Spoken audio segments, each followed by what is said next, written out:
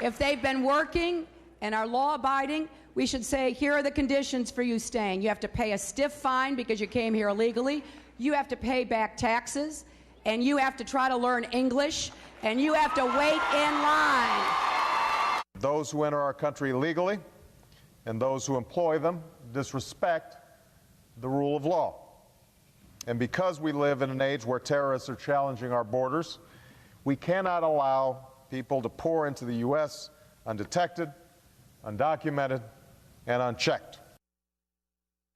Wow, disrespect the rule of law and deport them, no questions asked. Now, meanwhile, Tom Homan has also expressed a desire to meet with Mayor Eric Adams to work on solving the border crisis. You know, he joins us now with more. Mr. Homan, welcome back. Glad to have you. I got to tip my hat to the mayor.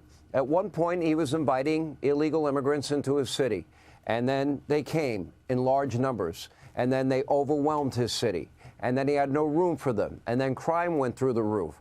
And he had to learn the hard way, but he certainly has changed his tune. What do you make of that? I'm pleasantly surprised. I mean, last week he reached out to the transition team and wanted to meet with me. I got that message this weekend. He actually reached out to me today personally and like to meet. And I told him, I said, look, I can be in New York City on December 12th. So let's set a date, and I'll gladly go to New York City. I'm willing to talk to anybody about the national security threat that this administration created, especially the amount of criminal aliens that are in this country that are causing a crime increase in New York City and other big cities. I'm game. Yeah. Let's do December 12th. I'm ready to go. What about Obama's comments and Hillary's comments?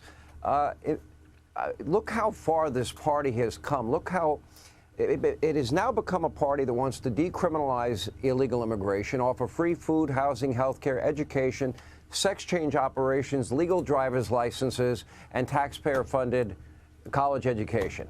How did they evolve from what Obama and Clinton were saying in 06 and 08 into what Kamala was running on in this election?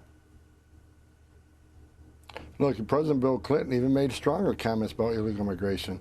And look, Sean, you got me. I don't understand why this administration lost their minds.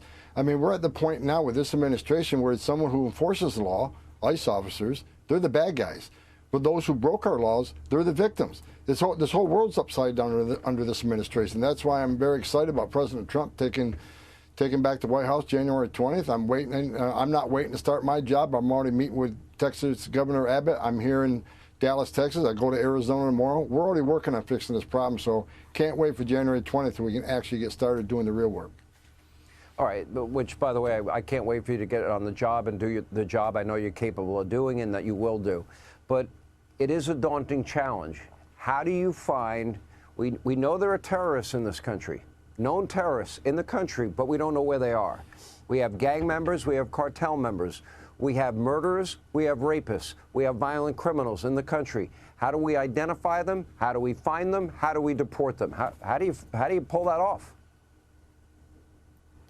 Look, it's a daunting job, and it's going to be a hard job to find these people. A lot of these people don't have a digital footprint because they come under false names. This administration, they released them. They didn't do proper vetting. I'm finding out today that a lot of these children, 300,000 missing children, that they didn't even take fingerprints of the sponsors that they supposedly, vetted. So it's going to be a daunting task. I'm hoping the records maintain. I know Jim Jordan reached out and told them to maintain the records. I doubt that's going to happen. It's going to be a difficult task, but ICE is very good at what they do.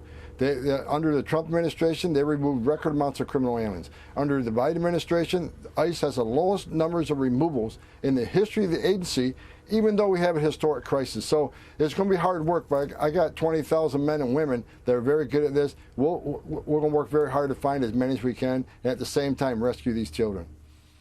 While you prioritize deporting criminal aliens and known terrorists and cartel members and gang members, what happens when law enforcement on an everyday basis encounters people that are in the country illegally? What do you do in that case? Great question. That's why I'm excited about meeting with Eric Adams. So right now, NYPD doesn't assist ICE. They don't accept our detainers. I used to have a dozen agents in Rikers Island. Now we got 0. So, and this is what the sanctuary cities need to understand. And if you don't let us in your jail, if we can't arrest a bad guy in the jail, and you release them, that means I got to send a team of agents into the community.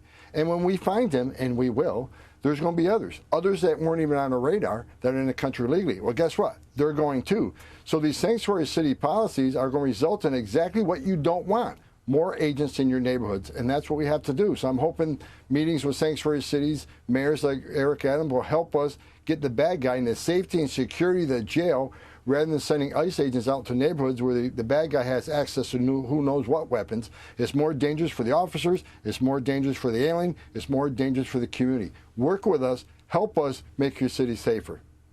Okay, let's be very clear. Jurisdiction, we have the Ninth Circuit Court of Appeals. We have the Arizona decision. Jurisdiction in terms of who makes the decision about deportation lies with the federal government. If Gavin Newsom or Kathy Hochul or any liberal governor, mayor, whatever, wants to get in the way, you will not allow that, correct? That is not constitutional. I will. No. They can fail to help us, so get out of the way. We're doing it. You can sit there and watch. However, you can't cross the line. I've said it many times over the past 2 weeks. Title 8, United States Code 1324, Section 3, III. It is a felony to knowingly harbor and conceal an illegal alien from immigration authorities. It's a felony to impede a law enforcement officer in the performance of their duties.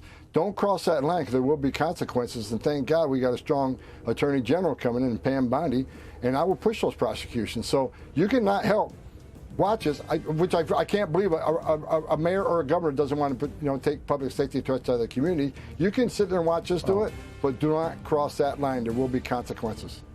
So every governor, every mayor, sanctuary city, sanctuary state has been guilty of violating the law.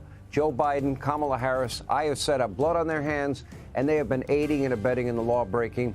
But that all comes to an end on January 20th. Tom Homan, thank you.